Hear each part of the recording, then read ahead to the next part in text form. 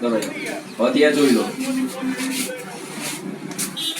10 number આવશે, ઉમેદવારનું નામ આવશે અને પક્ષનું ચિહ્ન.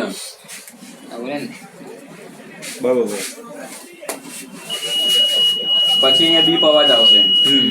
એ બીપ અવાજ બંધ થઈ જાય એટલે તમારો વોટ કન્ફર્મ થઈ ગયો.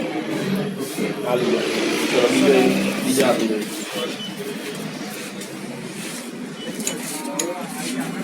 આ વખતે આ મશીન બાજુમાં જ હશે એટલે અહીંયા વોટ આપીને તરત જોઈ લેવાનું.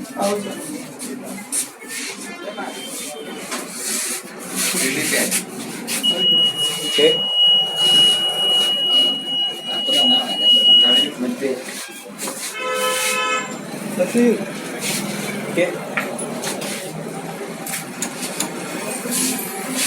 બે જો